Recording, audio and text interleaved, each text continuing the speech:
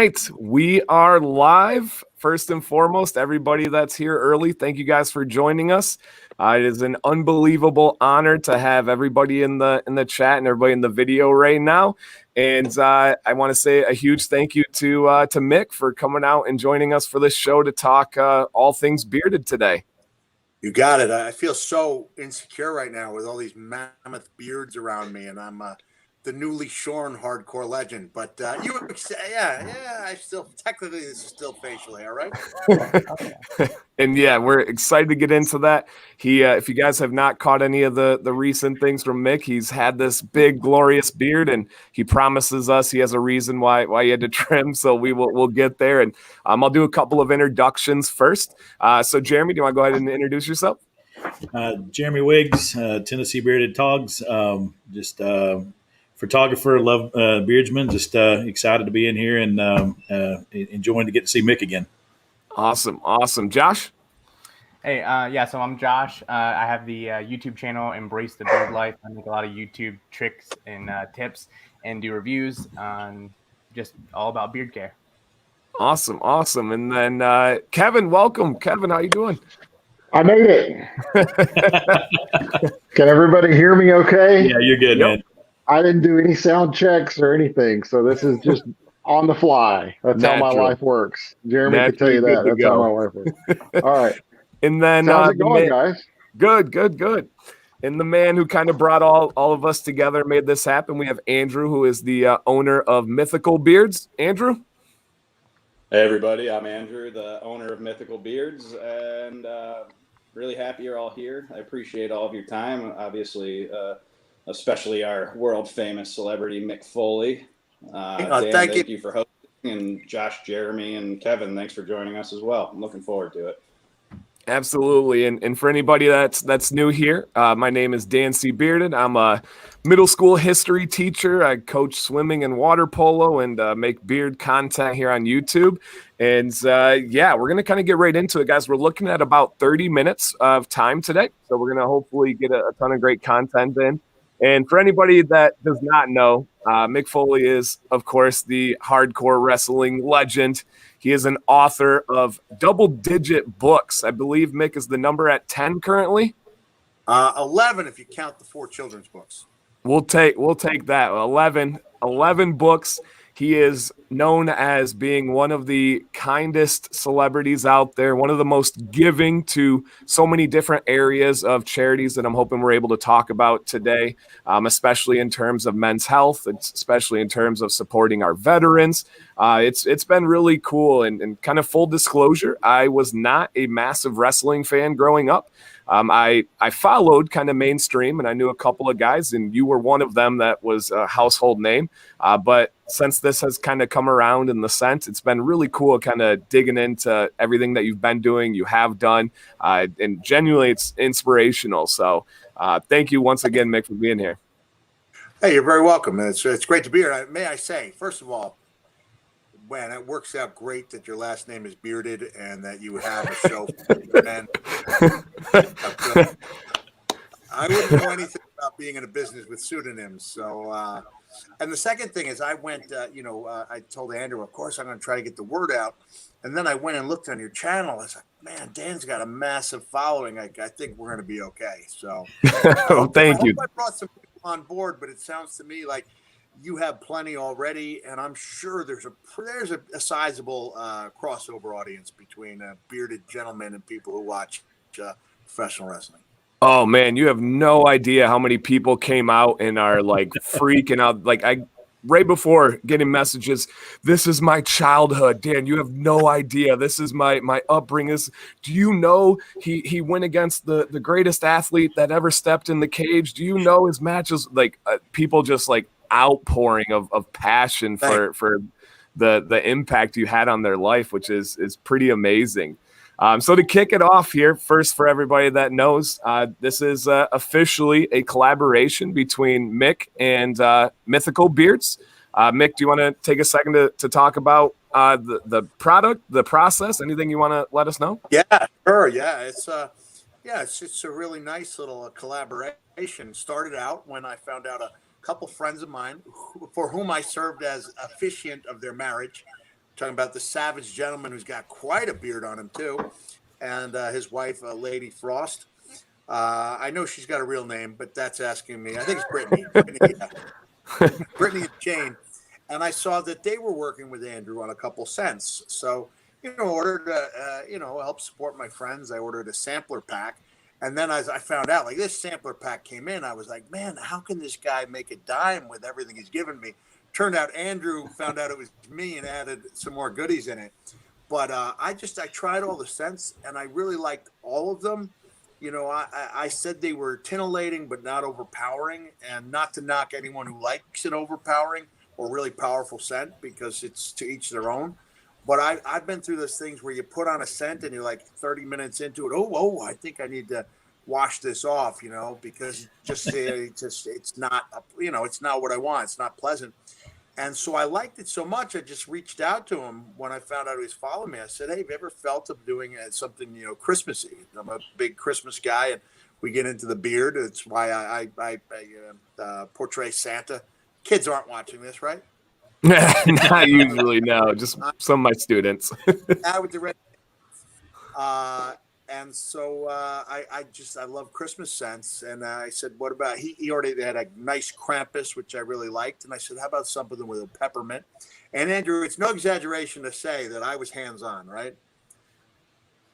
Like every time he would send me something and my comment was always more peppermint. I was like Will Ferrell with the cowbell.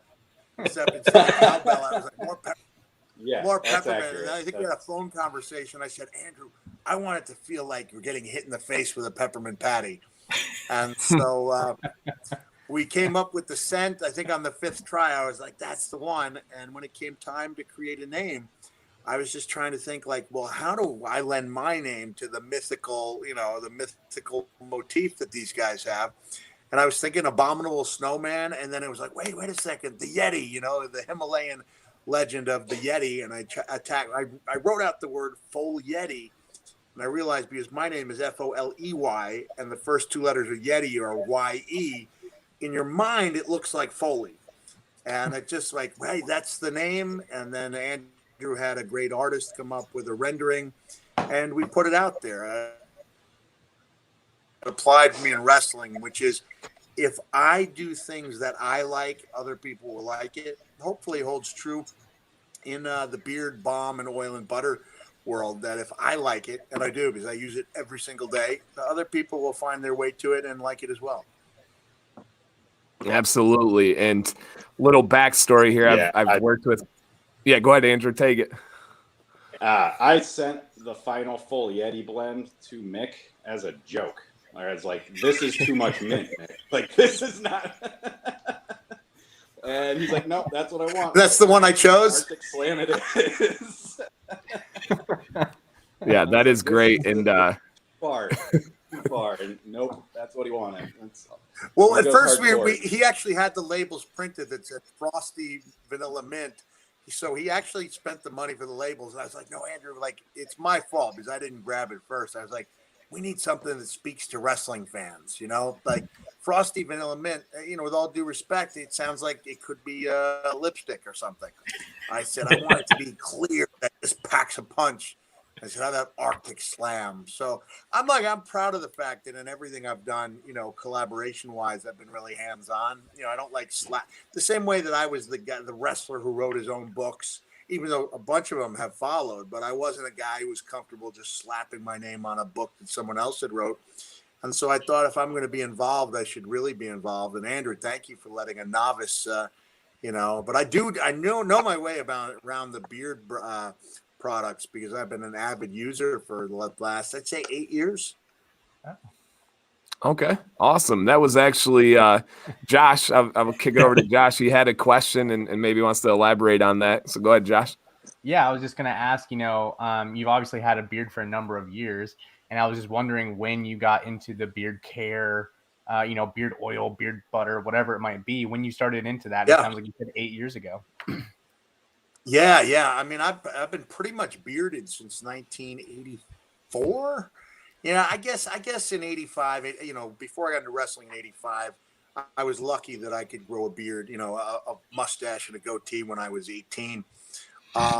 But it was never long enough where I didn't even know there were products out there.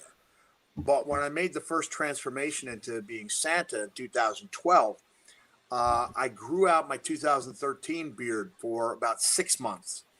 And then I wanted it to be as long as possible. So even after it was bleached out and I learned from my mistakes, once it's bleached out, you kind of have to start over. But I thought I'm going to let this beard be really long. And so I kept it not only for those 6 months of 2013, but into 2014, the entire year. And I was a little let down that it really wasn't much longer than it was at the end of 2013. And that's when I started doing my reading, and I started over 2014. I think I grew it for 9 months. And because I was using, I guess Honest Amish is considered an OG in the trade, like a really good, dependable brand. Yep. That was my go-to for that year. And by the time 2015 rolled around, it was sizably bigger, fuller, softer, everything you like about it. And then once it was fun because once people realized I was a guy with a pretty good beard, and I'm blessed with a high follicle count, so that comes in real nice and full. I'd go to Comic Cons and people would approach me with scents and give me things, and I enjoyed all of them. But I did enjoy one that was made for the Santa community with a peppermint in it, and I've been searching for other ones. And so Andrew has allowed me to pretty much create the perfect scent for me. And then again, I just hope that other people gravitate towards it, give it a try. And the nice thing about it, as you know, these things are so healthy that, I'm always put it in the dry skin area, and because of the peppermint, I dab a little bit on the, the temples and the back of my neck. It kind of wakes me up. And even if it's not that scent, I still believe in putting some on the dry skin, and you kind of am I right, there's no need for a bearded guy to use skin cream because we have our own skin cream in the beard blends. It's my feeling, at least. Absolutely. Yep.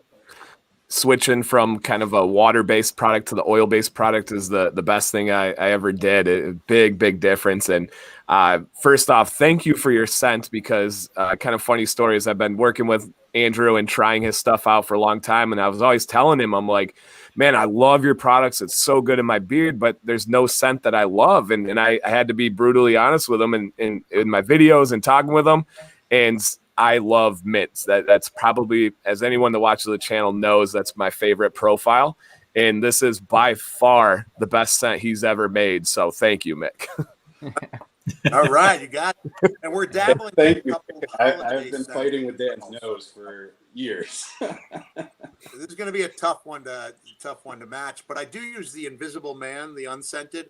Definitely. Night, throw it on there because I'm not somebody who takes particularly good care of. I'm like a wet it and forget it guy.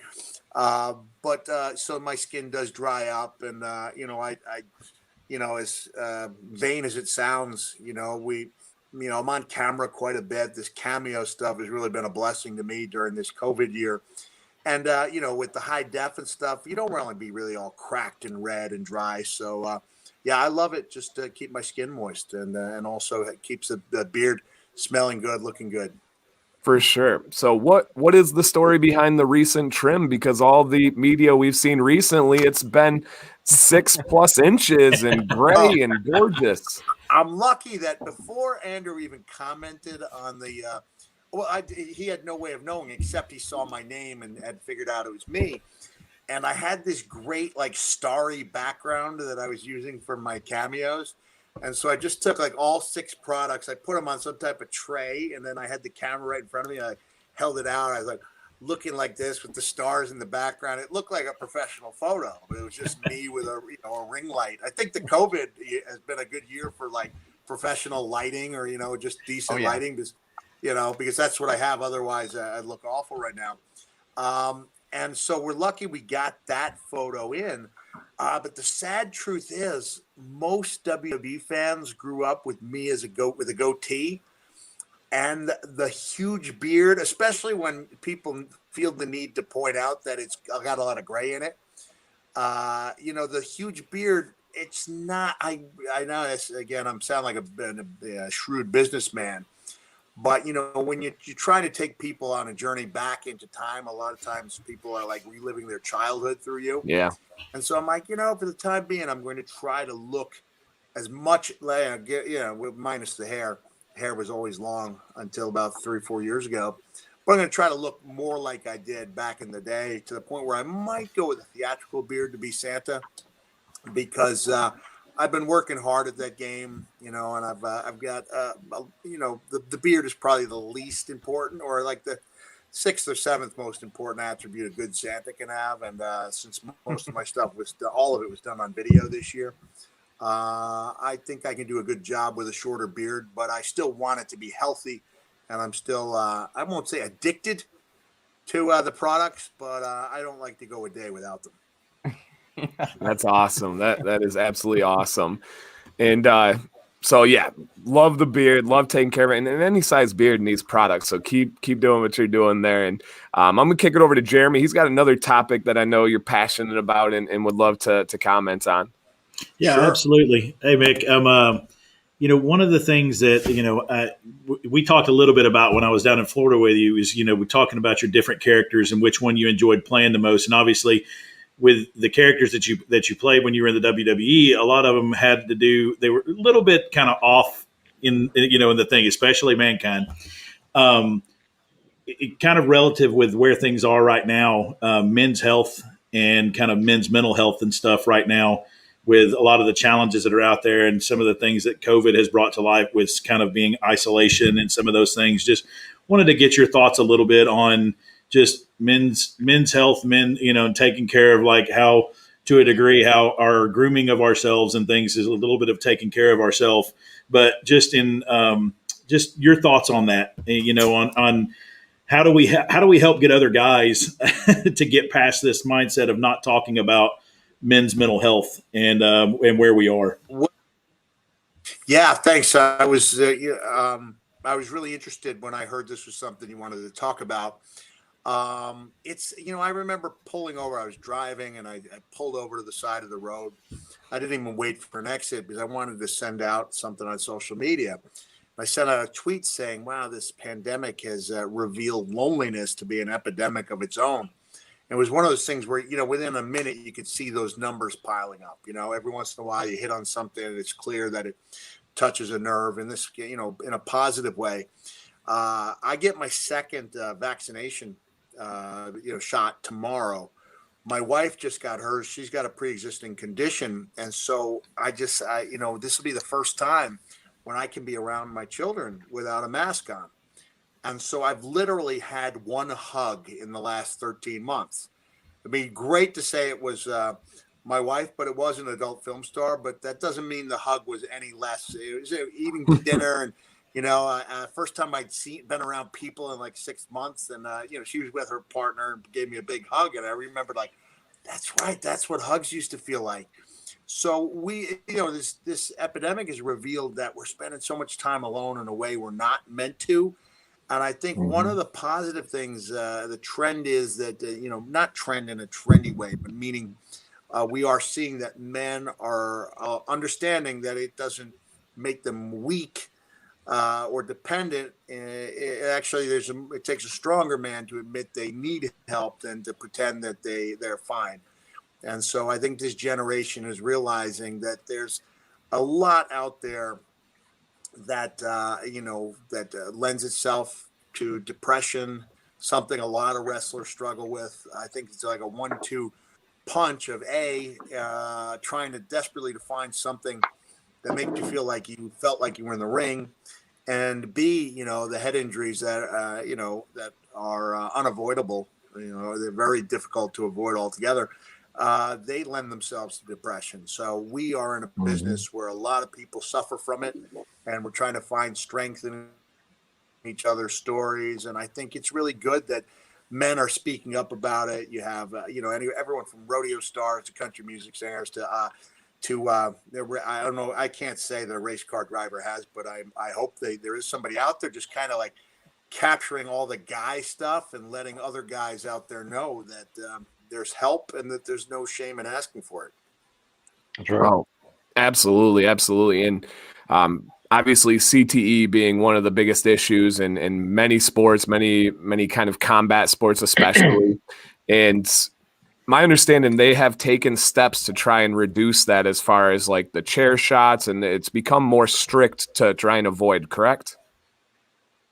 Oh yeah, big time. I think I've seen maybe one chair shot to the head in WWE in the last several years, and even that was something that I think was blocked with with the camera, camera angle.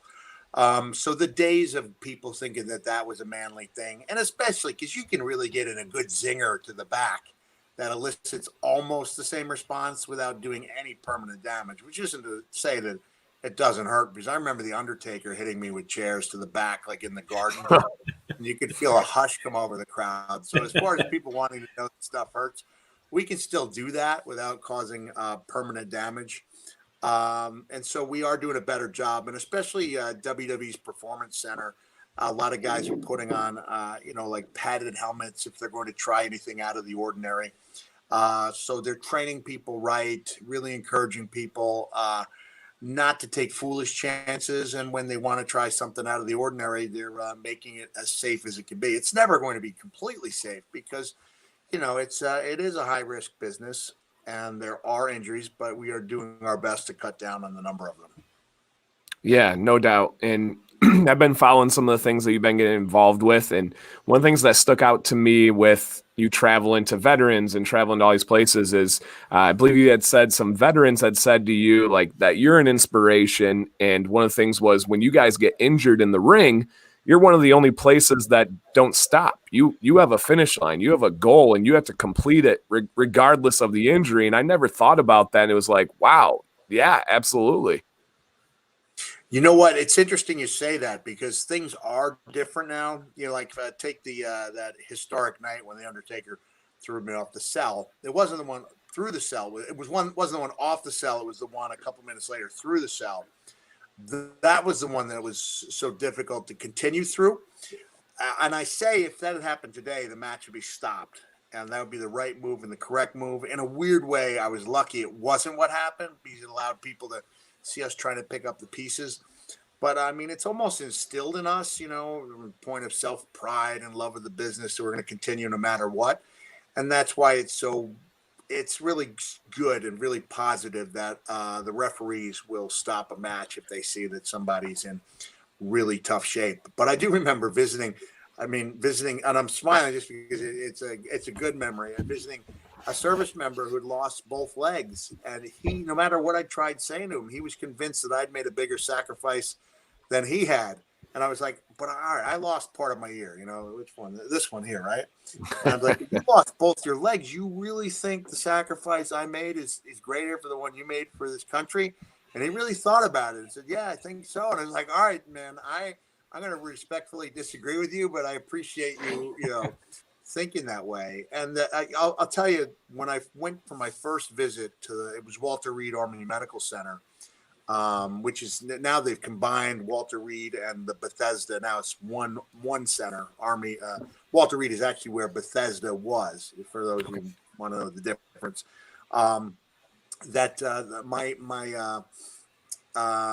my host or the person showing me around afterwards, she goes, "Look, Slim Jims and pro wrestling. Personally, I don't understand either one of them, but that's what our troops like, so that's what we try to bring them." And so it's one of those things where I like that. Like, you don't have to understand it to appreciate that.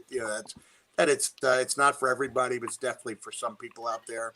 And I thank you for bringing that up. I did that for a few years pretty regularly, and it's something I need to do more of. Absolutely. I love it. And you had talked about different relationships you had. I think one of the first ones was a female service member that you still contact to this day. And it's really cool to hear about the relationships you formed. Rock was on the cover, I think, Newsweek. She was the first woman, I think the first woman to lose both legs. I believe so. I remember when Tammy Duckworth was in the hospital. And she was among the first women to be, so seriously injured. But I believe my friend Marissa was the first one to lose both legs. And I haven't been in touch with her in a year or so, but I'll make it a point to reach out now. Awesome. Kevin, do you have you got a question or topic for Mick here? So yeah, Mick, hey, what are you doing now that you're not doing wrestling? What's your current life like? What are you doing in your current day?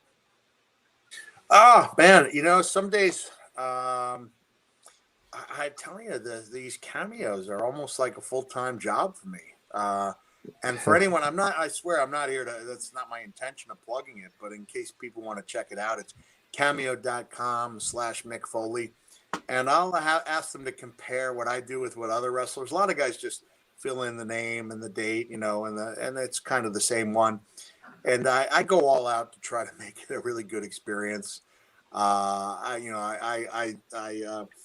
got the Mankind mask, and I've got the Dude Love headband and the glasses. And I actually went to a professional wig place so that my wig game would be a little bit stronger. And I really try to make it the best experience. Yeah, there we go. That's awesome. So I've got I had come up with a 12 Days of Wrestling song for Christmas. And so what I've been doing is leading off with Mankind, or I call him Man and Mankind masks. It's technically WWE owns that copyright. And every once in a while, I'll throw in the first 5 days, and then Mankind will be interrupted and, find out this isn't a Christmas video. But it allows me just someone turns it on, and all of a sudden there's this guy who defeated The Rock twice, and he's singing the 12 Days of Christmas to them. And I try to make it fun. I'll tell you what burns my butt, though. All right, ready? The chances of this guy finding out I was bad-mouthing him are pretty nil, because I believe he's from India. And I did a 4-minute video for his 1-year-old nephew, but where Dude Love was singing his theme song. And then Dude Love, when he gets up to the Dude Love thing, your birthday, talking about your birthday, 4.5 minutes, to where, when I'm done, I really feel like I've done something. And he responds, "Oh, that was great. That was great." But I'm his Daya, it's got a fancy word for uncle. And you called me a friend. And I was like, you want me to do it over? Because I said, "Are you sure?" Like, I felt the energy was pretty good. And he goes, "Well, a friend sounds a little too loose. I'm his uncle." And I was like, all right, I'll do it over for you. But so that burns my butt a little bit. But I shouldn't talk, because I'm the father of a child on the autism spectrum, and there's a lot, with children and adults on the spectrum. There is something, the obsessive quality, where you'll be at a Comic-Con and someone will come up and say you didn't dot an I, and you can't reason with them, because my son, for example, is a cute little story, I think, being at a Knoebels Grove amusement park in Elysburg, Pennsylvania. It's one of the greatest family-owned parks in the country, right? So I had to pull some strings in order to get on their biggest, coolest coaster they had. It was a long line, and pulled some strings, and my son rides it. It was incredible. And how was that, Mickey? And as soon as he gets up, he goes, "Dad, I feel like I have to do it an even number of times." And I said, "But we just cut the line." He goes, "I know, but if I don't do it an even number of times, I won't be able to enjoy the rest of the day." And I was like, "What do I do?" So I don't want to be too hard on this guy, because he's just trying to do the best possible video. But I think, and for terms of mental health, you have to have an outlet. And if you can't complain about that type of thing to your bearded brothers, who can you complain about it to? Hey, absolutely. And yeah, I had people, my buddy message me, and he's like, "Oh, he's a great guy. I had a cameo from him." I'm like, "That's so cool." And I'm glad it's taken off for you. And they do feel like they.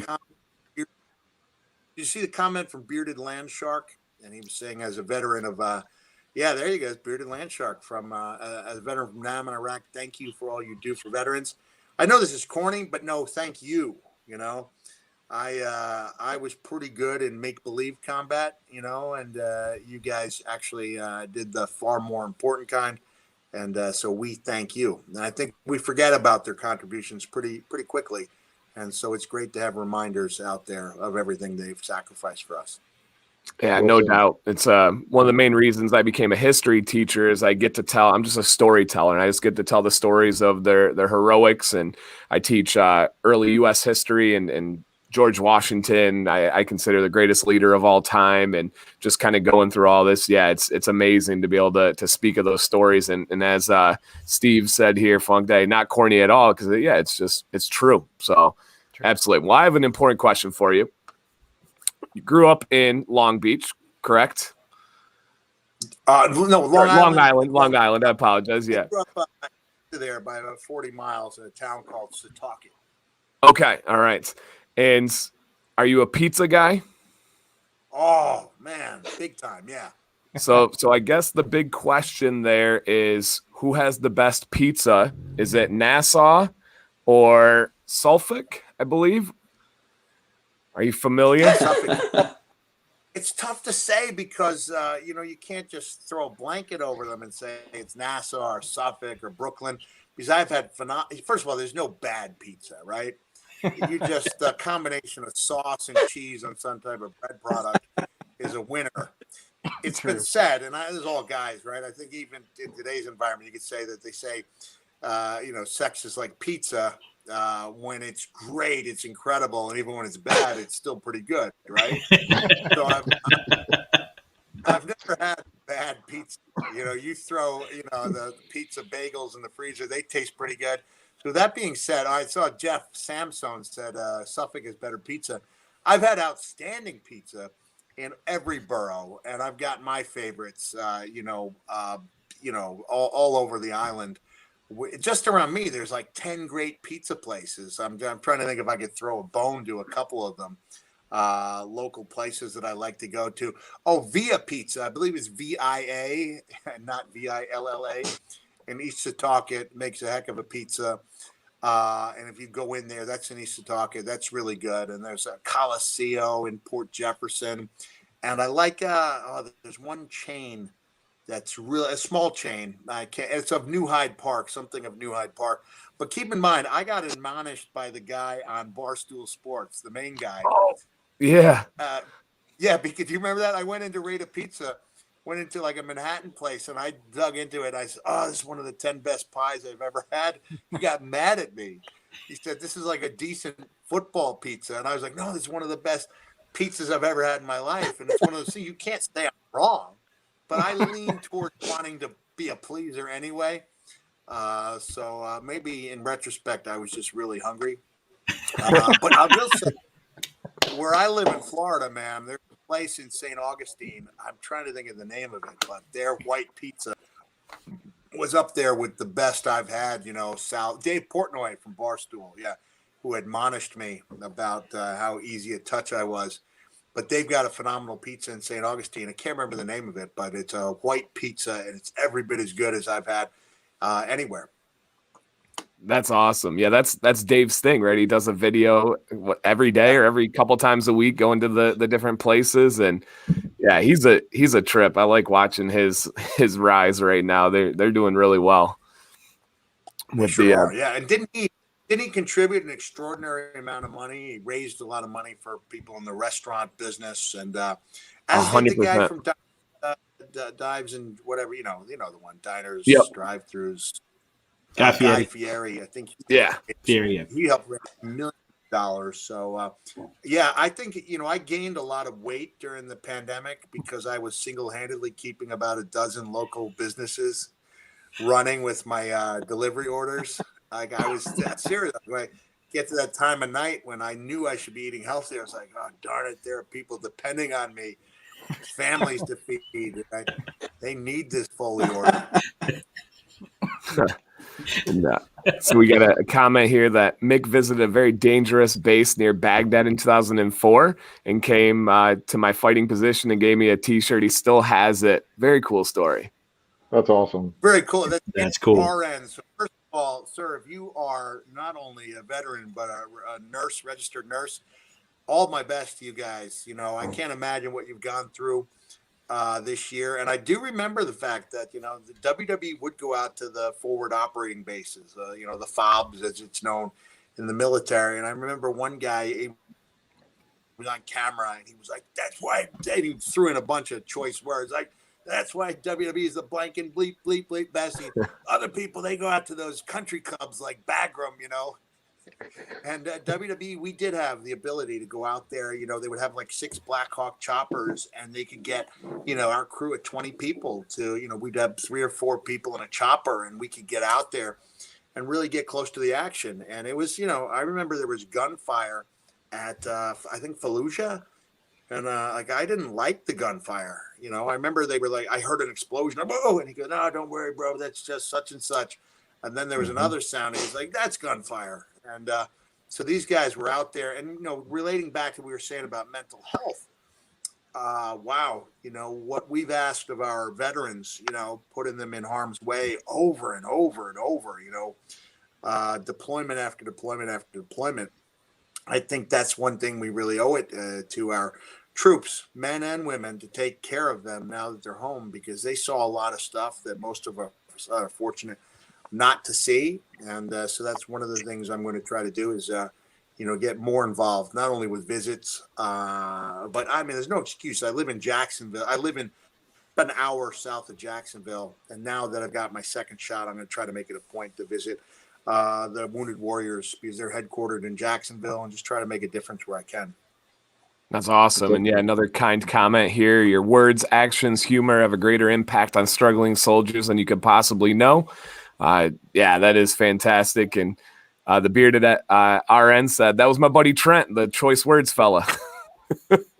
No kidding. Yeah, he was like a big dude, right?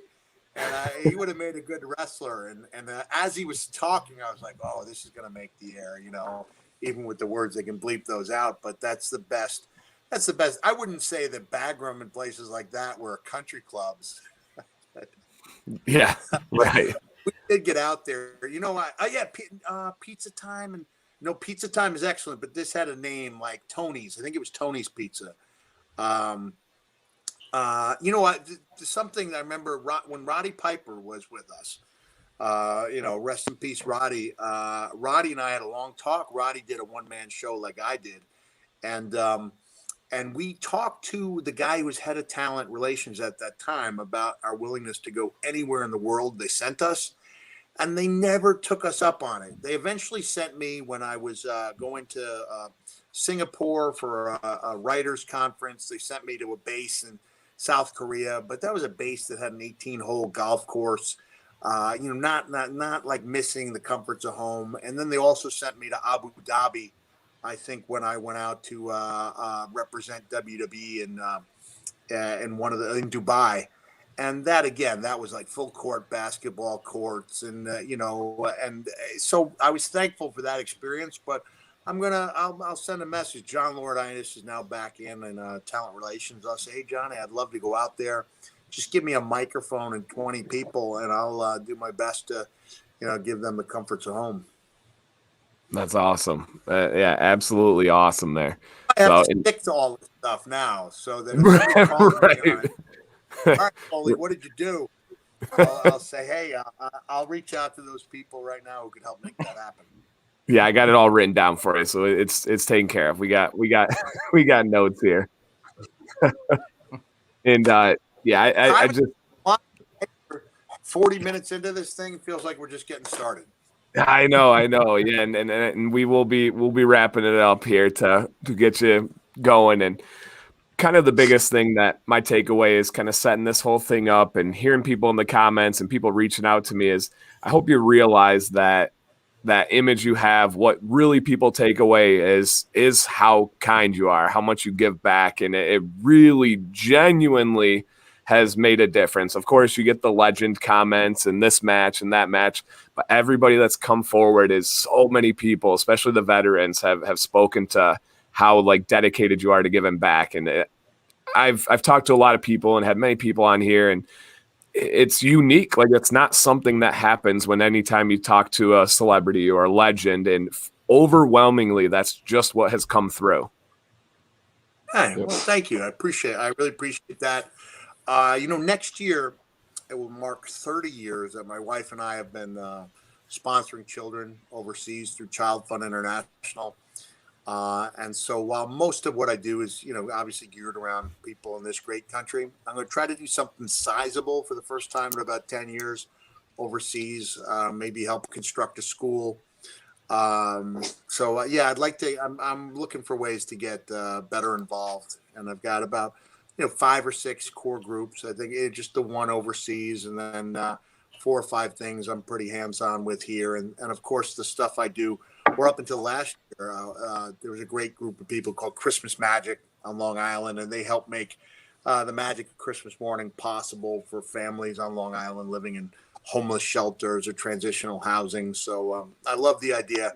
Like I would say, I'm just a volunteer Santa, but in saying you're just a volunteer Santa, like that was something I was really proud of. That I went out there and tried to put smiles on faces and tried to create memories for kids who otherwise might not have those great Christmas memories.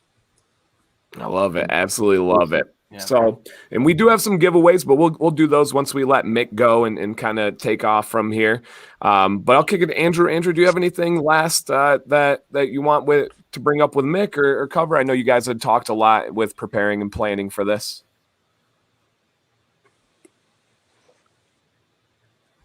Andrew, is he not hearing here? I think he's got a light there. This has been awesome. I've been reading the comments. In case anybody's wondering, I text Mick almost daily, and it's the craziest thing in the world. The first time I texted him, I jumped over the couch to go scream and show my wife that I was texting Mick Foley, and told her I went to bed the happiest I've ever gone. So that went over real well. That's pretty cool. I'll tell you what, I just think there's he's been 2.5 awesome. Literally 2 hours 15 minutes left. Talk to. Oh, thanks. You know what I'll do is when we met with Jeremy, Mick, we spoke for about 2.5 hours, and easily an hour and a half of that was how much Mick loved doing Santa for not just the kids, but the parents, like the reaction from the parents, how making them happy makes him happy, how like just the genuine, like you could tell Mick genuinely wants to make people happy. It's not just a gimmick. It's not his shtick from Dude Love or Mankind or anybody. It's Mick. Mick is a nice guy, world famous, and he's nicer than me, that's for sure. That's just an awesome dude. Every single time, it's just nice conversation. I just want to say thank you for this. It's been great. Whether this blows up or it is what it is, it's been fun one way or the other. I just want to say thank you for that, and obviously thank you, Dan, and I appreciate Kevin, Jerry, for being here too. And don't forget to buy all your goods. Yeah. Hey, thanks, guys. I really appreciate it. I have to get going, and you know what I'll do? We got a Mother's Day special going on, so that people are calling in, and for the next until midnight, 100% of what I bring in, I'll make a donation tonight to Wounded Warriors. Since we're talking about it, that will get me on the right track. It might only be a couple $100 tonight, but it'll be more in the future. And I'm gonna just try to maintain that pledge I made to you guys tonight to get further involved and do more for our men and women in uniform and those who are no longer in uniform. So thanks for the inspiration and have a nice day. Thank you, Mick. That's awesome, Mick. We appreciate it. Mick. Thank you, Mick. Thank you, Mick. Awesome. Crazy. I need like 5 more minutes with him because I wanted to ask him, how do I become Santa Claus when he's done? Because there's only one. That's my goal.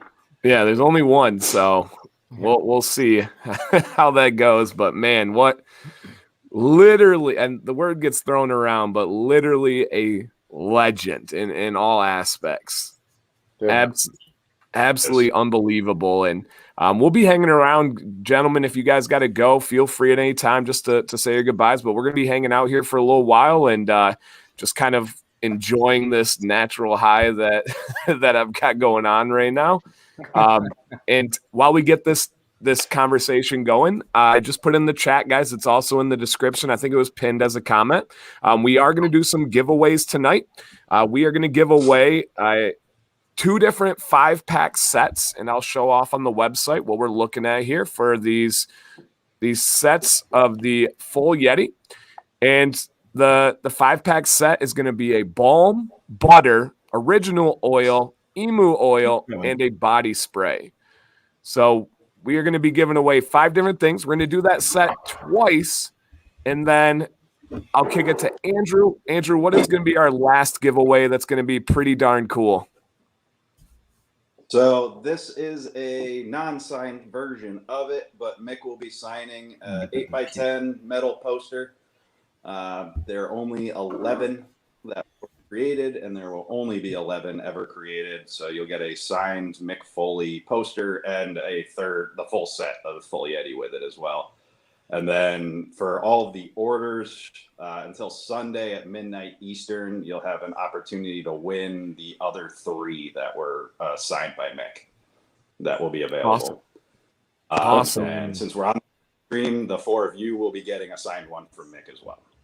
Wow. That's awesome. Thanks, man. Very cool. Thank you so much, Andrew. Mick will have one. I've got one, and then this one that Jeremy made for me. And then you guys will have one, and then we'll have just 5 other people in the world with a signed Mick Foley beard poster. That's so awesome. That's so cool. And again, guys, just to be clear, that's going to be our last giveaway of the night. So make sure you sign up with that link. And we're going to have anybody that has entered is going to be able to get it. We're not going to do the have to be live and present to be here. We're just going to go by the email that's on. So even if you guys sign up and you have to take off, we really appreciate you being here. But we will announce it on stream so everybody can see who it is. And yeah, man, it's crazy. I really mean it. Anybody that's ever talked to him or watched him talk, the takeaway from it's just breathtaking. Like I wish I could bottle up just a little bit of that energy. Yeah, you can't measure it. It's the intangibles. It's just he's so genuine. He's so genuine. He's just awesome. Electric, man. Just and to think about the trauma he's been through, the head blows that he's been through. I believe I was reading, and I believe he is going to, after he passes, donate his brain to CTE research because it's something that he's concerned with. The way he's able to speak and the way he's able to write, it's just mind-blowing, absolutely mind-blowing. When I left the meeting, when we had down there, when I went down to Florida and met with Andrew and Mick, and we got a couple of pictures while we were down there. It was just before my wife and our vacation, and my wife and I sat there with the meeting Andrew was talking about. And I left the meeting on such an incredible high, and it had as much to do with. I am a diehard wrestling fan and have been, and grew up watching Mick and the many characters and all that. So it was when we first sat down, I was a little awestruck with him. But really, as we went, what awestruck me more was who he was as a person and listening to him talk about the things that he was passionate about. As you said, the Santa stuff with him, it's not just something that he's doing as another stick. It means something to him. It's important to him. It's part of, it's like it's become part of who he is in wanting to bring joy and happiness to other people. And he had these little ideas that he was tossing around of things he was thinking about doing. And as he was going through them, it was like just the excitement in his voice of talking about, would this not make a little child and a parent the happiest thing they ever have been and to see? And he was like, you've been a parent, you can imagine what this would have been like. And that's the energy that I left from that meeting, was just how incredible of a person he was. Forget the legendary wrestler side of it. It's just the incredible person that he is. Yeah. Yeah. Just truly just shocking. It's awesome. It's good to have people like that, people on the planet that are like that. I always like the question, if aliens came down, who would you want to be an ambassador of Earth? He's got to be in the contention. He's got to be in the conversation. 100%. Yeah, no doubt about it. All right. How about we do our first giveaway of the night, everybody? Again, I'll throw it in the link in the chat. All you got to do is enter once, and you're entered in all night.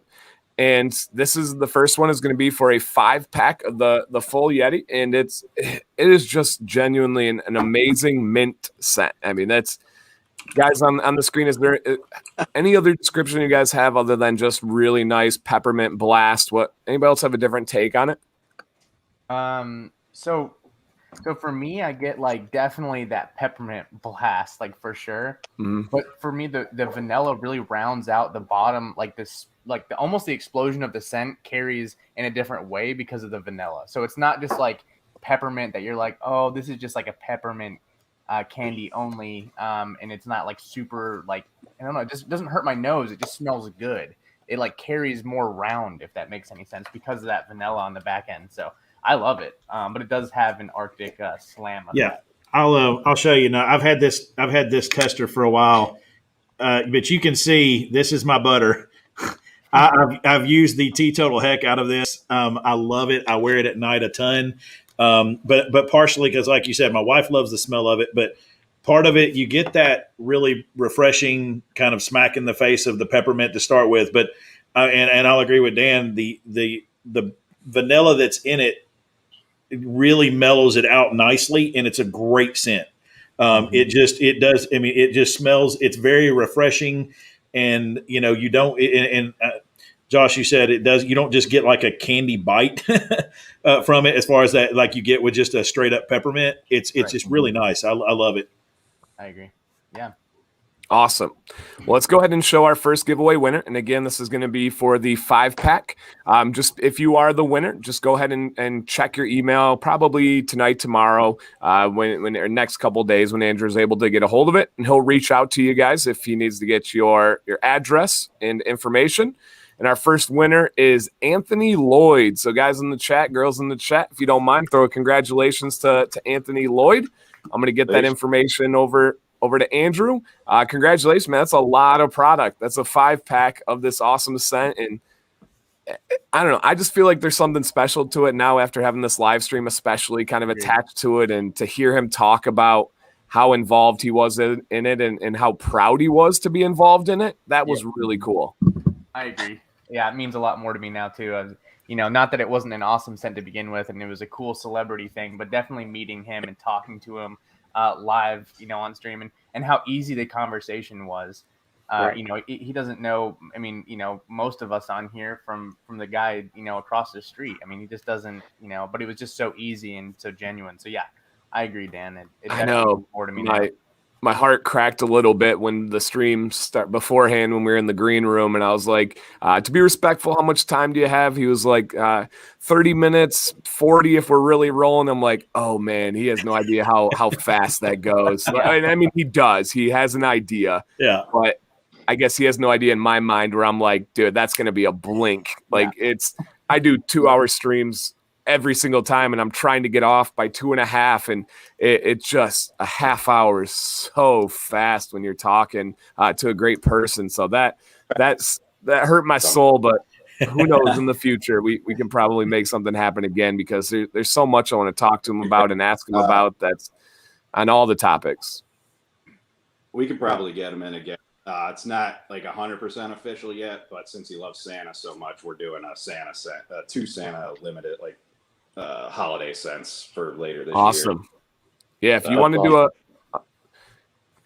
do a launch, you let me know. We'll make it happen. We'll get the crew together, and we'll launch it out. Get a big group here and everything. So yeah, it's just so awesome, man. So Josh, so cool. You'd said that about the just kind of hearing him tell about it. When I got to hear him talk about it a little bit in person down there, and when he was telling. Because initially when Andrew was telling me about them getting together on it, we hadn't talked a whole lot about, because Kevin and I have done some photography stuff for Andrew, and so he had talked to us about some different things with stuff, but we hadn't actually got into how the full story of how everything came about. I knew about the Savage Gentleman and all that kind of stuff, but when he was telling me it was his idea with the name. I mean, it wasn't just something that Andrew kind of came up with and whatever. Yeah.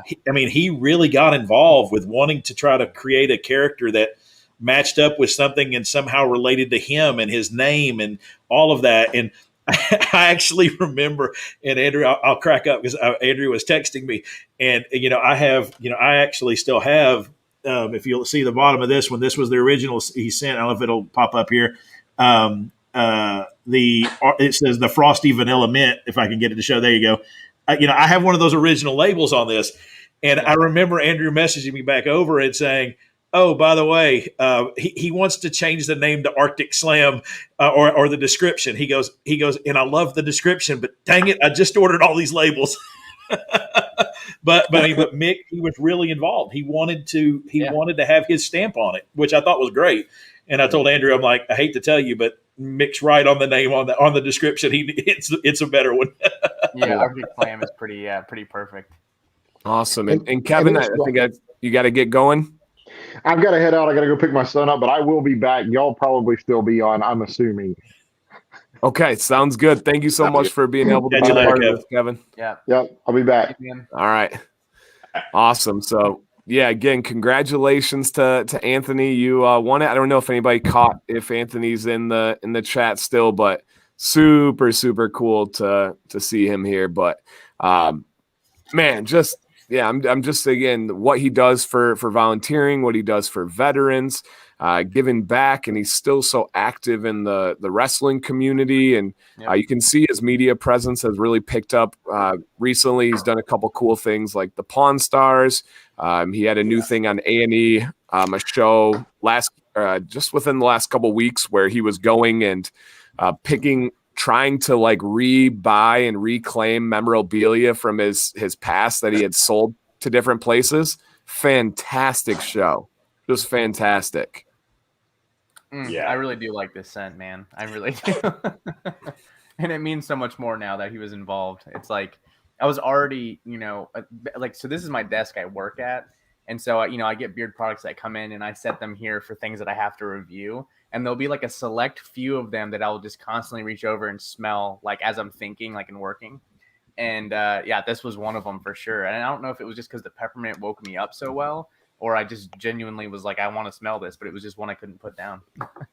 Yeah, that's awesome. That's awesome. And yeah, WWE, UFC, they're great. The UFC, I know, at least pre-COVID, they were pretty regularly hosting events overseas. They were going to different bases and having fights and entertaining the troops, which was really cool, really, really cool to see. And they've done that for a while. So in that chat, that was one of the things that stood out to me when really I was kind of looking into him. And he is an extremely intelligent guy. Now, we don't cover politics on this channel, but he's very involved, very personally invested in politics, dating back 20, 30 years. He was involved on shows with news anchors that we see now very commonly that just when their career was getting started, and it was kind of cool to hear his progression with that. So, yeah, very, very intelligent. And Andrew, and you've been able to hang out and meet him multiple times, right? Yeah, we've spoken literally every day for 2 months now. I've talked to him more than I talk to most of my own family at this point. He's honestly, we've talked, both of us have, again, we don't talk politics here, but we both lean the same way as we both, like, he's such a genuine good person that it's not political talk, it's doing the right thing for the right people that need the help. Whether it's he just tweeted today about women in wrestling, like equality for that. Like, it's just Mick sees everybody as the same, and it's a genuine thought process that he has, and that's how he is. It's like I said before, it's not a gimmick. Like, Mick is literally just a nice human being. He is, like everybody said, he's intelligent, he's thoughtful, and he thinks before he speaks, which is so rare. Or he's pre-thought, like he's already thought about what he's going to say. I word vomit constantly. I don't think anything he's ever said to me has been word vomit ever. Knows what he's going to say and what he's going. Like, it's very concise. It's very well said every single time. The article he wrote about doing the collab with us is better than anything I wrote for my college dissertation. So that's he's so fun. He's just great. He's fun. Honestly, it's cool working with somebody who prior to January didn't know I had messaged him on Cameo actually to try to pay him to do an ad for the brand switch. And we couldn't figure it out with the cameo rules and everything, and then this ended up happening. So prior to really January, he didn't even know I existed, and he's all gung-ho about Mythical Beards. He's like, you're going to do a great job. You make a great. He's very supportive of somebody he met and talked to for 2.5 months max. It's awesome. Yeah. I just wish I had like a quarter of the mustache follicles that he has. It's like his lip depth is like, it's just unreal. Like, oh. Yeah, it is. And if anybody's just coming in, Mick had just left. He had about a 45 minute limit for us. So we started right on time. This will stay up after, usually when the stream ends, it has to process on the YouTube end. And then once it's fully processed, this will stay up and anybody can come back and watch at any time. So yeah, it's pretty cool. In that thing, it stands out to me too. Like our conversation is just centered around how genuine he is, how much he gives back, how much he cares. And it's like, you forget that this is the guy that defeated The Rock. This is the guy that lost an ear, that was thrown off a cage, that was going into barbed wire and thumbtacks and stuff. Like, that's the same dude, the guy who started his career by jumping off a house onto cardboard boxes in a bed, and who was a high school wrestling teammate with Kevin James and was the backup for Kevin James because Kevin James was outperforming on the wrestling mat. Like, it's wild. Like, to me, it numbs my brain to think that's the same person. Yeah, I agree. Yeah, the thumbtacks in the head. Yeah, literally stuck in the forehead. Yeah, and the ability to play three different. Right. Yeah, the ability to play three different characters and kind of go between them. He had the one epic time where he played all three in one night. I mean, it's just an absolute legend. Truly, just legend. Well, and the thing I love, and we talked a little bit about it, obviously, when I brought up my question with him, but he is big on men's health and mental health, and those things. And obviously, as he said, he's got a child on the autism spectrum. He really cares and is passionate about that.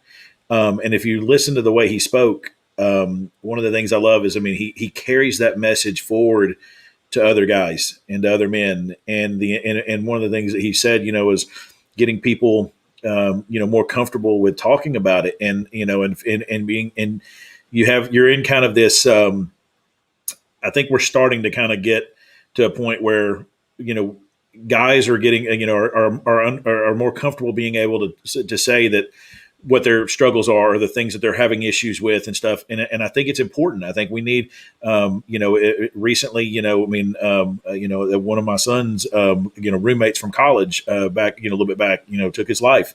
These are issues and things that are going on that are very, very real. And the struggles that these kids, that these young guys and the issues, and also, but even just us as adults, through COVID, for me, I'm a very outgoing people person. I want to be around. I'm very social. I'm an extreme extrovert. So sitting at home for hours and hours and on end, day in, day out for months, for someone who usually travels nonstop and is around people, is really difficult.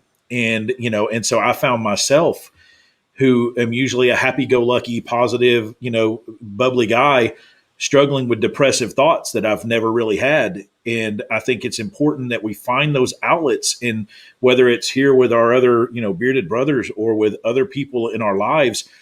We have to get comfortable discussing that and saying something's not right with me right now. And then at the same time feeling it's okay to admit that we're not feeling right and that there's something wrong, and that we, and needing to talk about it and to bring those emotions out. It's hard. Yep. Yeah, no doubt about it. We had a student commit suicide this year in our small middle school building, and kind of just rocked everything. So,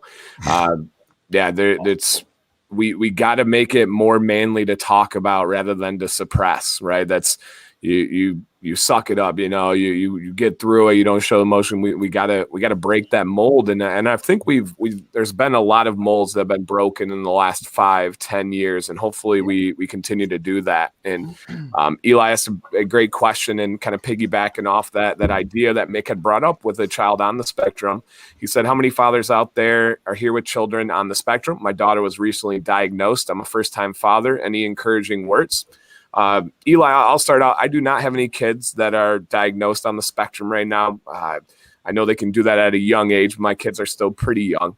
But as a teacher, I've taught 11 years. I've had 150 kids every year. I've coached and had 30 to 60 kids, depending on the year. Again, you guys know I'm not good at math, but that's in the thousands of young people. And so I've had every range of autism that you could imagine, probably most ends, middle parts of the spectrum. I would say every kid is different. They usually find themselves. They usually find their way and become this highly functional, amazing, highly contributing person, just in their own unique way. Some of my most memorable, favorite students of all time were on the spectrum. If you were to message Sam, who's upstairs right now, and say, name the top 3 students that Dan has ever really touched his heart, probably 3 are all on the spectrum. These kids that I still stay in touch with to this day, that have graduated, have moved on, just treat them like the unique, special, amazing person they are, because it really is. It is. My son has autism, daughter, rare, just do your best. Yeah, absolutely. And a lot of people struggle with mental health, and the mental health for me, this is nothing I've ever experienced. I've never been through mental health yet. Who knows what the future brings? But my wife deals with postpartum depression. She deals with several other kind of anxieties and stuff. So I've kind of learned through her. And again, to be totally honest, my thinking has shifted, and I'm so happy and fortunate for her, because before I was the guy that thought, hey, anxiety, just get through it, right? Tough it out. Yeah. I was very wrong. I was very off. And then being married to her and seeing the daily basis, and just overall just listening, that was the biggest thing for me. And I try to understand and have empathy and doing my best. And I've come a long way, but you only get there by talking about it. You only get there by bringing it up. Yeah. You have to practice it. And I think that hard in the first place. Yep. And I think that, in a weird way, beard care and, caring for yourself and beard care and things like that. I mean, that is slightly on a, that's something that was frowned upon 10 years ago. Oh, you don't need products for your beard. I mean, it still is frowned upon now, probably to most men that are out there. The fad just keeps bigger and bigger and bigger. Yeah, no, there's no doubt about it. And my buddy Tim, who I had his son as a student, he said, stay positive, be consistent, always try to build them up. Unbelievably true. I know there's a lot of frustrations raising any kid, but a kid that's on the spectrum has unique challenges. And it can be overwhelming, can be frustrating, just like a teacher. And staying positive, being consistent, building them up. I mean, I don't know if there's a better way to say it right there. That is absolutely huge that they have. So process of being tested. Absolutely. If anybody's reaching out. Yeah. And we have a ton of people. I think we are all more than welcome, and have probably stated it many times, to please reach out as you go through. And Bill says depression sucks. You feel like there's no floor. It just keeps holding you down deep. And again, those are the things that we got to talk about. Those are the things that we got to bring out and hear about.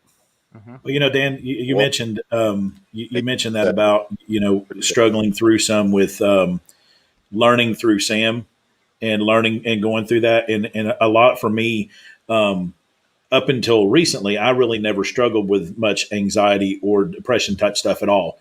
I'm 46 now.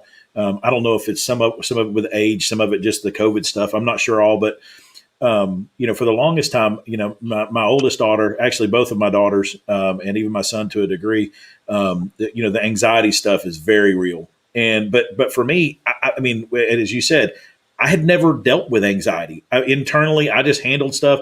And when they would tell me they were having these panic attack or anxiety stuff, I would be like, you just have to kind of suck it up and get through it, and it's the worst thing you can say to them, because you don't really understand, because but without understanding how anxiety goes and how that affects people, you can't really, saying, well, you just have to learn to deal with it. You just have to work your way through it. It'll be okay.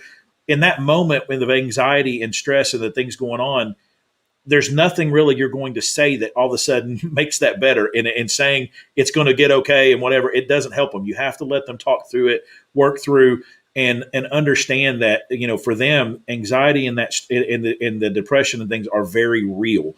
And you have to learn. It's learning how to talk about it. As you said, we have to learn to talk out those feelings, to understand other people who we may not have the same feelings as, but to understand what they may be going through, to help us better, to be able to help them, whether that's just sitting here instead of when my daughter's telling me something that's going on and me trying to fix it because I'm a fixer. It's me just shutting up and hearing what she's saying and letting her talk about it so that she can get it out of her system and work through it in her mind by talking through it and just having a sounding board there. And I'm still learning. I'm nowhere near, my wife and kids will tell you, I try to fix it too often. But it's a learning process, but I'm trying to learn and I'm trying to improve, because as I've started dealing with that anxiety stuff, it's very real. And I'm like, wow, I now understand what that's like. Yeah. Yeah. To go off of that and what, where did it go? Sorry. Funk Daddy 2.0.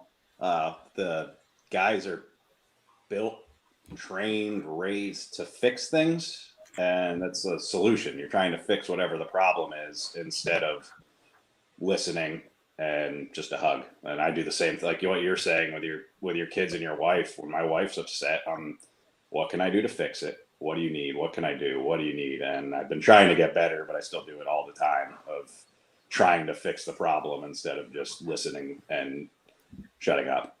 That's the moral of the story. Is it's right. I mean, I've gone to therapists, psychiatrists, the whole thing. You got to. One of the gentlemen in the chat was saying you can't find one. It's hard because you don't know what you need, because you're in the middle of a spiral trying to get out, and you don't know what you want. You don't know what you need. And if you never dealt with it before, you don't know what kind of therapy you need. So they're solution based. I do better with tough love. If somebody doesn't tell me, shut up, you're being ridiculous, it's not for me. I just need somebody to put me back in my place. My life isn't that terrible. Stop. That's what I needed. That's what I've needed since I was a kid.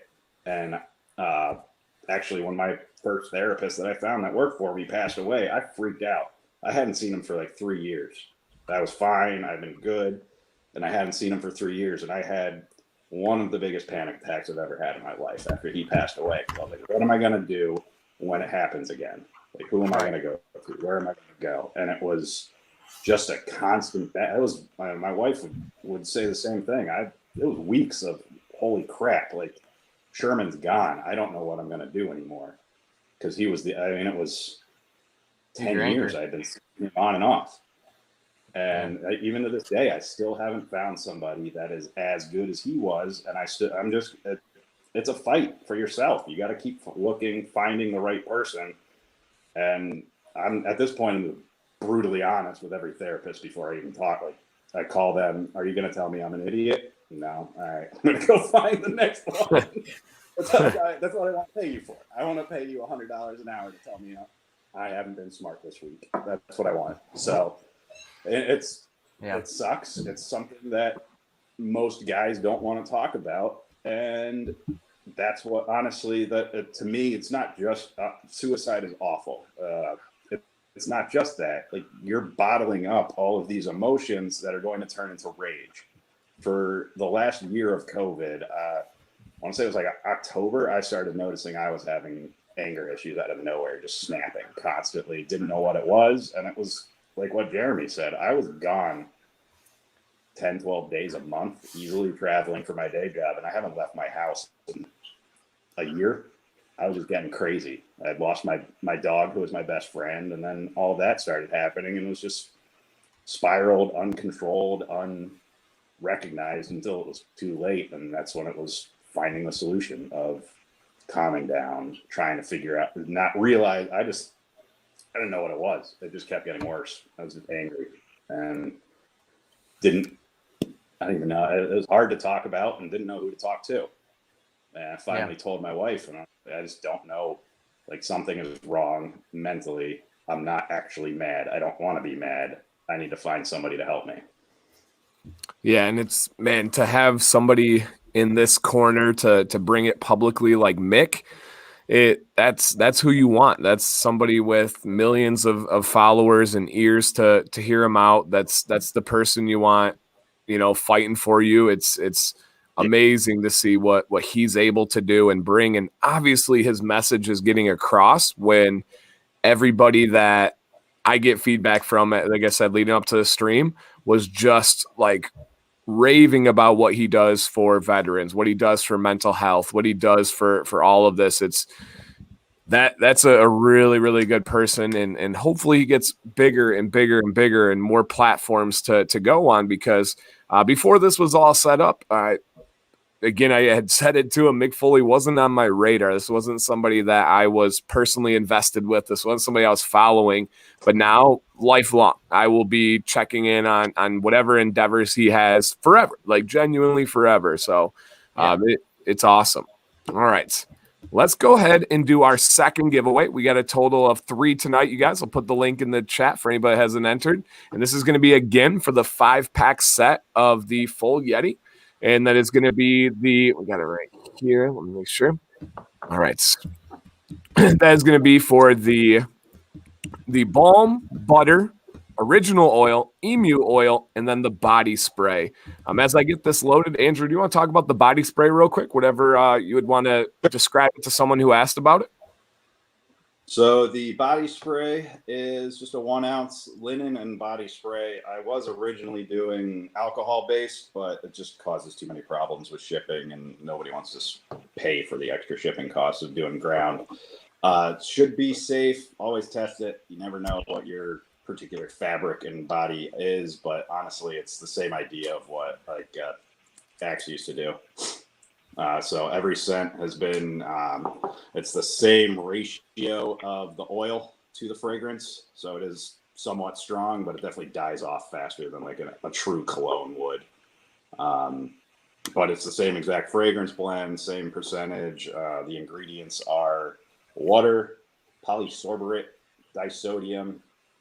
I don't even know how to say that word, but just a standard. Okay, standard linen, like just a standard body spray, nothing toxic or crazy in it. So essentially a cologne without the alcohol? Correct, yeah. Okay. Body spray, the non-alcohol body spray, safe to ship. Always make sure, if you do buy it and you're traveling, make sure you put the cap back on that I ship it with, because it will leak out of the sprayer, though, just as a side note. Okay.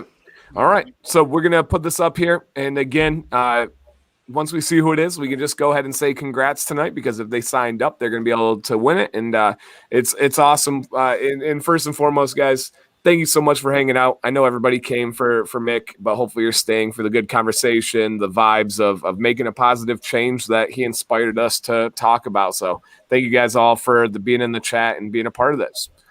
So our second winner is going to be Kenneth Gould. Kenneth A. Gould. So if you guys want to throw a congrats in the chat for Ken, he is an avid follower, supporter of the bearded community and all things kind of beard related. So awesome, Ken. Congratulations. Keep an eye out for the email there, and he will you'll get a hold Andrew will get a hold of you on that end. All right. Yeah, you should be signing them tomorrow and mailing them back to me. So most of these should go out hopefully mid next week. Very cool. Get them signed. Very cool. And then our last giveaway, which we'll get to in a little bit here, probably 10 more minutes or so, probably tentatively planned for about 10:30 for everybody watching and figuring out their night. That last one's going to be the 5-pack, and it's going to be a signed metal. Are we calling it a poster? Poster? Sign? It's a metal print. Metal print, yeah. It's a metal print. This one's a little bigger, but the other ones are 8x10. Awesome. Is that Nice is there a magnet on the back? No, it's a hard foam, and then just that one's it's a hanging thing on that one. Oh, cool. Cool. Awesome. Yeah, I'm excited for that. Me too, man. Thank you again, Andrew. That's awesome, man. That seriously. Yeah. And some other interesting stuff that I wasn't able to bring up with him because of time constraints. But with Mick, one of the things that really stood out to me that I didn't really hear about is his dad was a high school athletic director. And when you think about like Mankind, Mick Foley, Sacco, all these things, it's like hearing about his dad being a high school athletic director, an assistant principal, an administrator.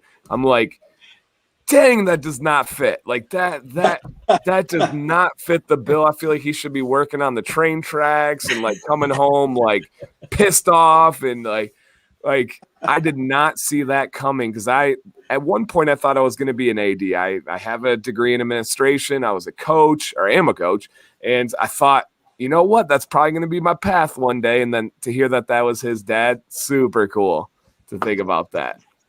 So, yeah, I love that. That was one that stood out to me. Another thing that was kind of cool and interesting is that the name, when he came over, right, he was Dude Love and then all his high school tapes. And then when he joined and he met with Vince McMahon was like, all right, you finally got me, but I can't do the face. We got to cover up the face. And that's what they came up with the mask. And so they got the face covered up with the mask. He was like, you don't look like a star. We're going to make something special. And then they had to come up with a name. And Vince came up with the Mutilator. And he was like, you're going to be called the Mutilator. And he was like, oh, man, yeah, if that gets me in, okay. But I don't think that's what I want my career to be is the Mutilator. And he said, and they came up with a couple ideas. And then Mick hit him with, how about Mutilator Mankind? And I could kind of have some like puns and some innuendos where I'm saying like I'm mutilating mankind and all people. And they're like, all right. And then when he came out for his first match, they just simply he didn't even know, they just simply dropped the Mutilator part and he just came out as Mankind, and the rest is history. Yeah, it's cool. It was really cool when we talked down there. I asked him which one of his characters was his favorite. Yeah, and he said it was funny because he said, you know, I would have said Cactus Jack is what this is his words. He said I would have said Cactus Jack, but when I've sat back and thought about it, and I really think it was actually playing Mankind.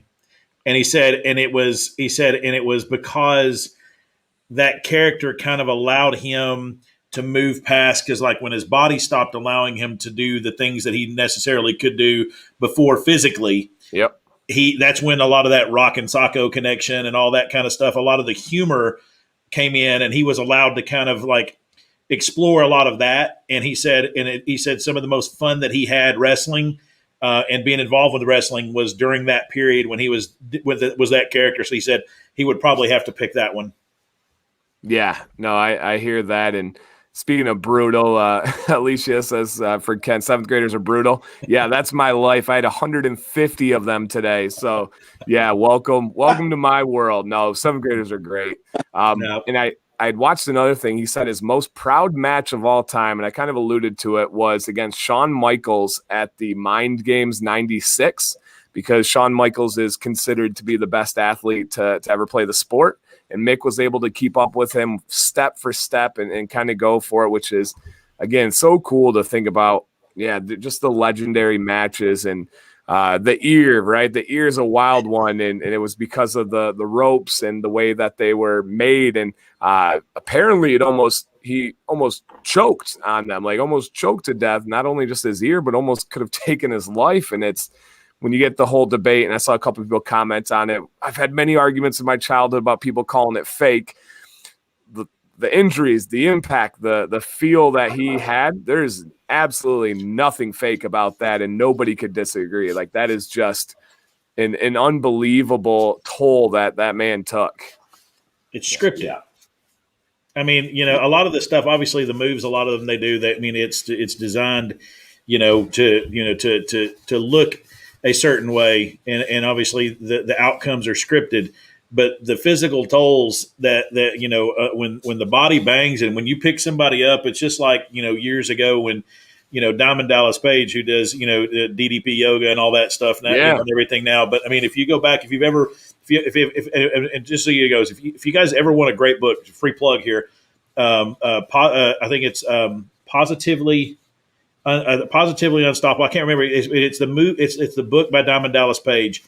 But he goes through and tells a bunch of the stories about through and how he kind of created the DDP yoga and stuff. But he talks about when Kevin Nash picked him up over 7 foot tall, whatever, and power bombed him on his back, and it blew out the discs. And literally, he's like, it was like jelly in his back. The stuff in his disc just blew out. And so, I mean, there's no, you don't fake that part of it. That part's not fake. The impact's real. It's the scripting of the stories and all of those things. But, you go through, he's had double hip replacements. Because of the damage that was done along the way. I mean, all that kind of stuff. I mean, it's, the physical impact those guys take, it's crazy. I mean, my body couldn't do it. I liked what Ken said there in the chat. You can't toss around a 300-pound man without real injuries. Yeah, for sure. And we only see the matches. They are dedicated and practicing, and especially when they're moving up the ranks and stuff. And you see, and we've all probably seen it, but you see the drills that they go through, and they're tossing each other and smacking and finding the right way to hit the mat and stuff.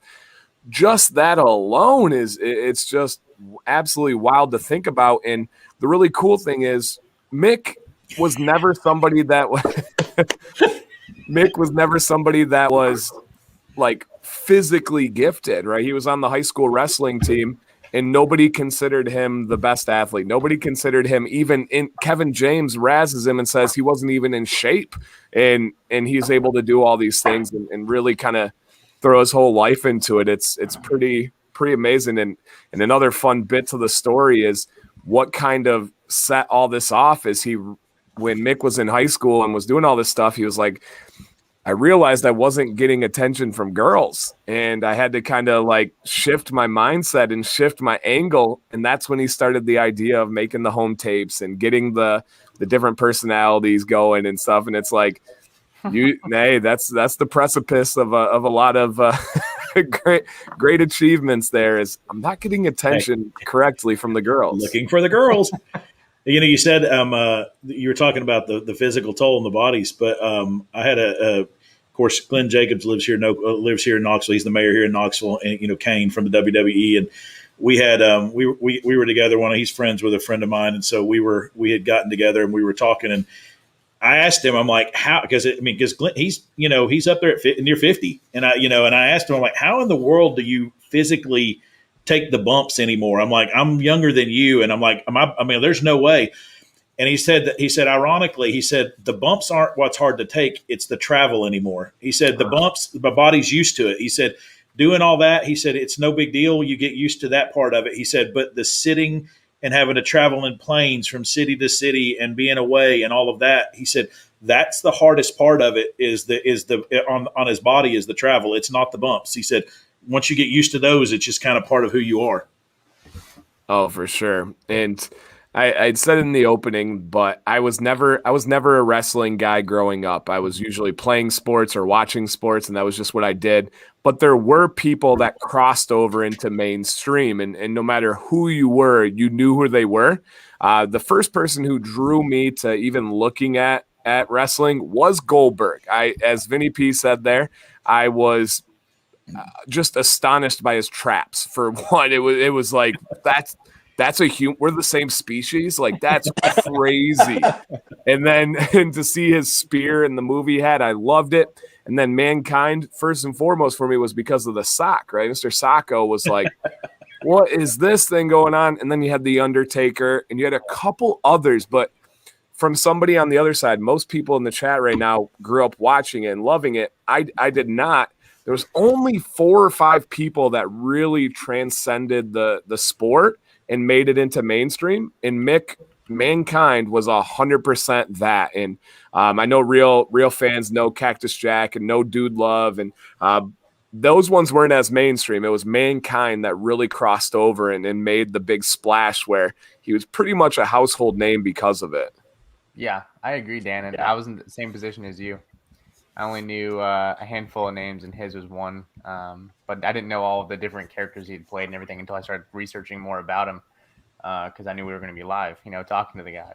But yeah, and I didn't know how many people are unbelievably passionate about wrestling, like big impacts on their life and form their childhood and their upbringing, and how many people are inspired by the intros and the walkouts and the promos, like to bring personality to them.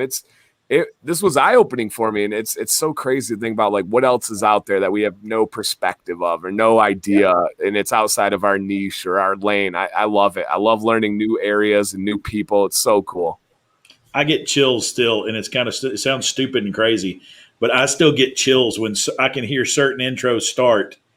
I don't even have to see the character, don't have to know anything else about them at that moment. I could only be watching the screen, but I can hear an intro and the music hit or the sound, like when Stone Cold Steve Austin, the glass shatter, and da-da. I mean, and when it hits, I literally, my arms, I mean, I can feel the hair on my arms rise. I mean, it's just, but I grew up with wrestling. And so for me, I mean, Goldberg's entrance, as a kid that was a wrestling fan or a young guy that was a wrestling fan, I mean, who didn't go over his stand and imagine they were Goldberg, like, and taking a deep breath in and then trying to breathe out this, and then trying to breathe out the smoke out, it's just, it's crazy, but yeah, I mean, it's even still as 40 something years old. I mean, I go through spells where I watch it religiously for a while, and then I'll step away from it for a little bit, but then I'll go back and I get sucked back in and I start watching, just because, I mean, it's a connection back to my past and something that I loved. This past year was probably COVID. I hate COVID more than anything for probably one reason, and it's because I have a bucket list of going to WrestleMania and having good seats and being able to be a part of that. And last year I had 20th row right there in the middle side, would have been looking straight over where the camera was at WrestleMania, and lost it because of COVID. So I froze up. I saw there's your picture, guys. So Bearded Motivation, you can give me all the heck you want, because there you go. If you're in here, you've got the picture of it sitting up there, and and ironically, I do pay for like the most ridiculous internet ever, and I still froze up. So hey, and Andrew's going to record it so he can get me on there. That's hilarious. That's hilarious. And I do have a trivia question for people. I don't know a lot about trivia or about wrestling, but I do know trivia, and I know a lot of random ones. And this one was always one of my favorites. It just stuck out in my brain. And let's see, please don't Google it. Let's see. There's no reward, but let's see who can get this. What was the first? I believe the first nickname. I know it was a prior one, but the first nickname of The Rock, Dwayne Johnson. What was his first name before he settled on The Rock? And I think it's a fantastic name. It's got a nice ring to it. It's got a little. Let's see if anybody gets it in the chat. I'm guessing nobody knows it on screen.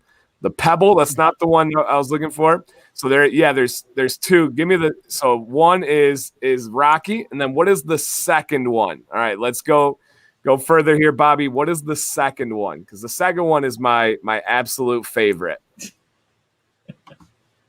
So yeah, Rocky is one, and then if anybody can get in the second one here after Rocky, and this was before The Rock. Yeah, everyone's like, I might have spelled it wrong. All right, and no one's gotten the other one that was the nickname of The Rock before he became The Rock here. The Bramble Bull. Nope. There it is. Marco's got it. Flex Cavana was his stage name before The Rock.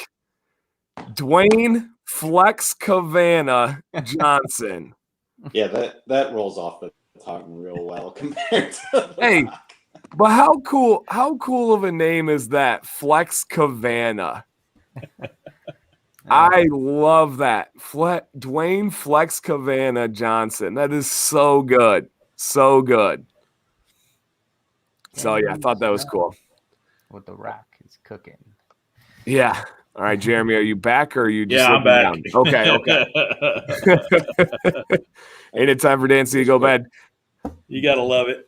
James, the joke's on you. I don't actually sleep, so that doesn't happen much. But I usually have to get off because I got a lot of other stuff to do. I'm a master efficient, crazy scheduled guy.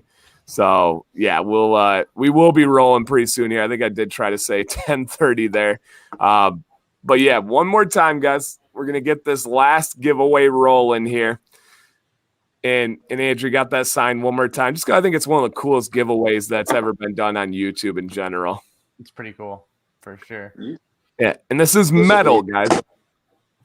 This is a metal print. Nice. It's going to be signed by Mick Foley. Like, take that in. It's going to be signed by Mick Foley. It's going to be super, super cool. And that art is just fantastic. Yeah. I'll build it. I can't stop smelling it. Yeah, it's definitely a Josh and Dan scent. Yeah. I really do. I can't stop smelling it. It smells so good. Yep. It is. It is real good. All right. So enter that one, guys. We're about to draw it. Good luck here. And not only is it the sign, you're also getting the 5-pack of this combo. And Andrew, go ahead and tell one more time what the deal is for the possibility to win those signs. Yeah, so we'll have 2 or 3 extra to give away every order of Foley Eddy starting from this morning. I don't want to mess anybody up that already ordered. Will be entered for a chance to win one of the extra signs. Once it's back and shipped, I'll send you your product first, and then when the sign gets here, you'll get the sign shipped out to you as well. That way you don't have to wait for the product. There should be at least 2 signs, possibly a third, for a signed Foley Eddy sign. As Eric Askew said, we've got our Mythical Beards hat, leather patch, a couple different colors. We've got a charcoal gray with black, gray with white, a couple camo ones left, and one other color that I can't remember off the top of my head. And then one last thing that I was hoping to have done, we'll be having there we go, a Have a Nice Beard t-shirt made with the Foley Eddy on it as well. Unfortunately wasn't ready for this, but that'll be going live sometime in the near future. He looked a little buffer right there. Those arms on that thing look bad right there. Yeah, a little enhancement. All right, Mick, I see you. Yeah, now I feel left out with my hat being like the only odd one out. Yeah, Mr. Conceited over it. The shirt. There you go. This is the best colorway though. Yeah, I like that. They're all nice though. I like the look of them. They're really cool. Mm-hmm. All right, let's go ahead and show our big giveaway winner. This is, signed sign, metal sign from Mick Foley. Like, let that sink in. That is really, really cool. All right, our winner is Phil Sanders. Phil, congratulations. You have won this. I don't know if Phil is still in here right now, but I'm going to get your information over to Andrew, and he'll get a hold of you. And yeah, the sign, not only that, but you also have the set that has all of the different products as well.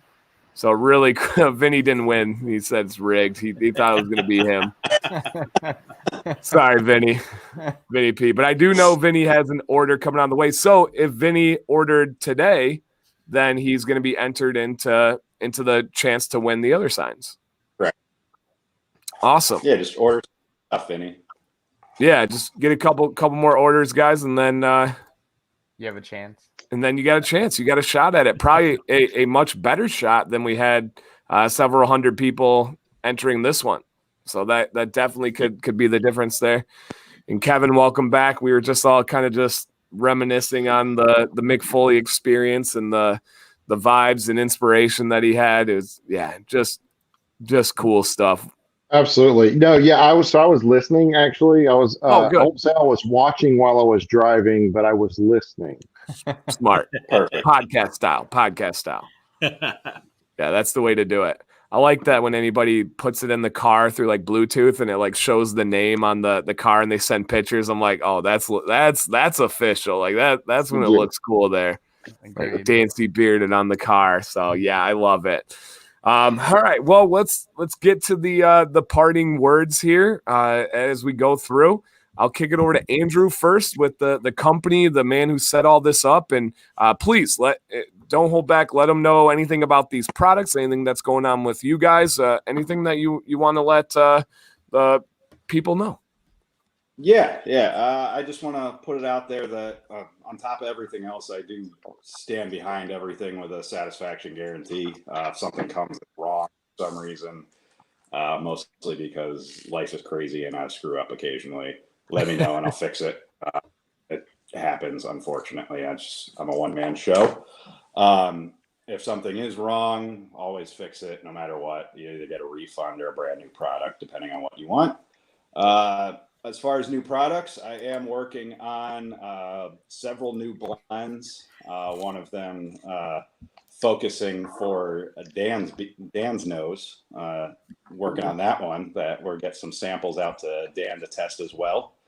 And then we're working on a couple different series of scents based on new characters. A couple Americana ones. Working on a scent with Jeremy for root beer float based scent.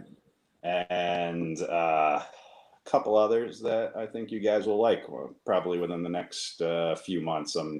My guess is the new blends will start coming out sometime in June. Awesome. And Bearded Metal Chef has a good question for you, Andrew. Do you have to order the 5-pack to be entered or anything from the collab? Full Yeti order.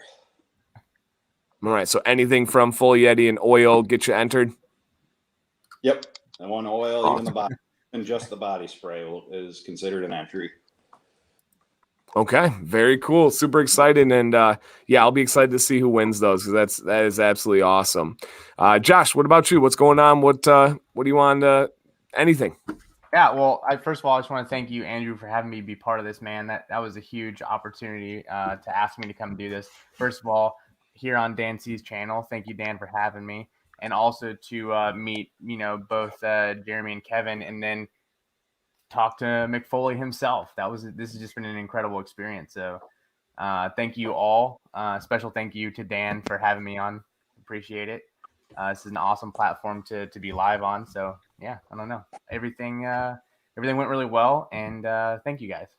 Awesome. Yeah, thank you for being here. And anybody who doesn't know, Josh and I have become really good friends, especially over the last several months. So it's been awesome to have him on here and be a part of this. And then Kevin and Jeremy, you guys are a team. So I'm going to kick it to you, the TN style. Go ahead. Yeah, we're just, Andrew, obviously we've have enjoyed getting to know Andrew over the last little bit. It actually, our relationship started over some photography when he hit me up about doing some pictures and stuff for some of his product line and stuff. And so we've worked with him on a lot of that, and just the opportunity for this was really cool, and excited to be able to be a part of it. Obviously being able to talk to Mick again was really cool. Thank you, Dan, for, hosting it. It's always a huge pleasure to be able to be on your channel. Ironically, before we've even launched our videos on our channel, we intended to have a lot of content up long before now, but unfortunately, between selling my house and changing jobs and stuff, we've kind of got a little behind on where we wanted to be with some of that. But there will be a lot of content coming as we get forward. A lot of what we're going to do has to do with, obviously we're going to have beard stuff on there with reviews and things like that. But obviously, as you see from me, I'm very passionate about men's health and about a lot of those things in general.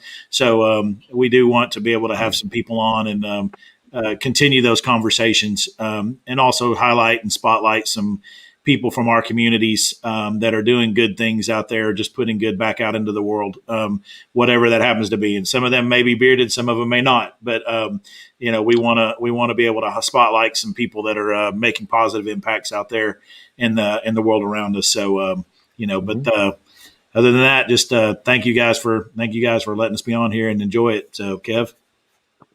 Absolutely. I like to echo a lot of what Jeremy says with that. We really appreciate being able to be a part of this whole collaboration thing, this whole bearded gentleman kind of thing, So Full Yeti, guys, if you have not picked this scent up, if you like mint, you need to get this. Okay.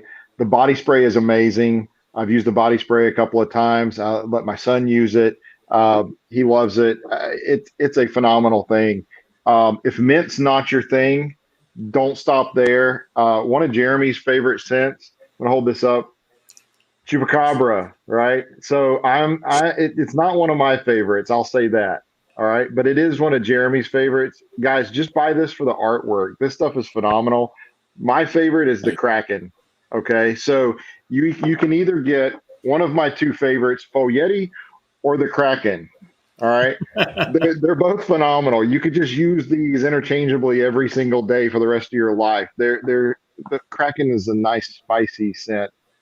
Jeremy hates it. I won't say hates it. That's a terrible way to say that, but we're like super honest with each other about this stuff. He's a fan of Chupacabra, so go for it. But yeah, Full Yeti, man, from the first time I smelled it, because I'm a mint guy, like, and one of the things that I put out there was like, hey, let's do this kind of blend, Andrew, and it's like the very last thing on it's like, and mint. And so Jeremy like looked at my list of ingredients and he was like, and mint, like that. And I'm like, yes, and mint. Like, yes, absolutely. And I think Mick would agree. Add more mint. I sent that text to Jeremy and go, what's wrong with Kevin? Like, this is weird. Yeah. So, but Andrew, we really appreciate our partnership, working with you, doing the photography for you. We really appreciate that.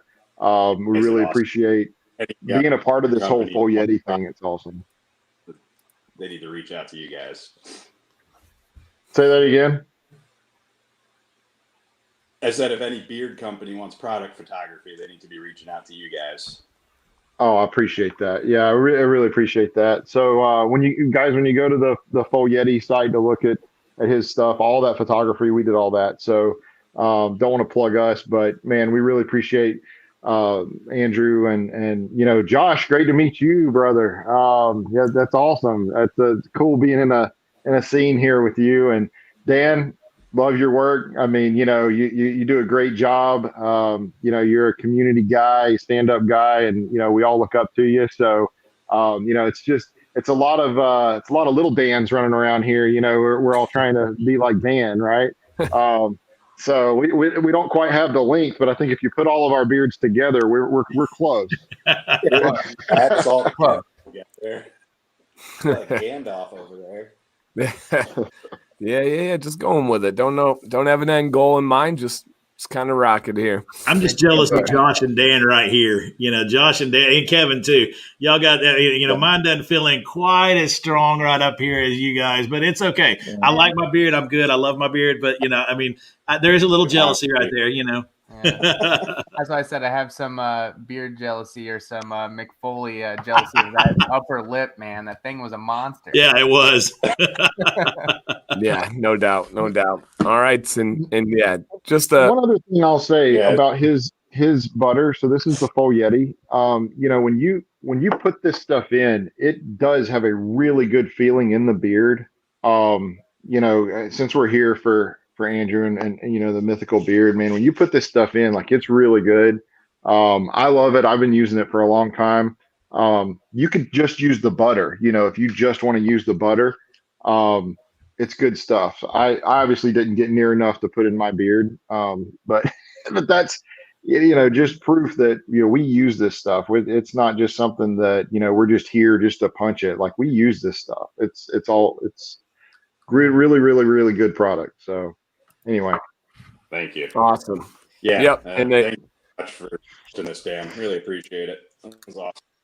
No, it was an honor. I didn't even blink. You offered, hey, yep, let's do it. So super excited for the opportunity. Something I'll remember for a very, very long time. That was really cool. And the coolest thing is this will be up to stay. If anybody wants to share it and send the interview portion, I'll probably go back in and timestamp it afterwards so people can kind of scroll right to the interview part and figure out where it ends, and then they can leave. But hopefully they'll stick around for the talk afterwards as well. But yeah, guys, sincerely, thank you, everybody. Check out all these places on their socials. I have everything linked in the description. I believe everybody's on Instagram as well. So check out on Instagram with all the names there. And yeah, guys, keep checking out the content. Thank you, everyone, for all the support, staying positive and being there for each other. If anybody ever needs anything or an ear to talk to, I know you got a bunch on the screen right now. So reach out anytime, guys. Thank you so much.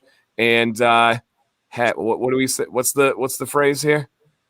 Stay bearded. Stay bearded. Stay positive. Stay positive. So have a nice beard. Have a nice beard. There we go.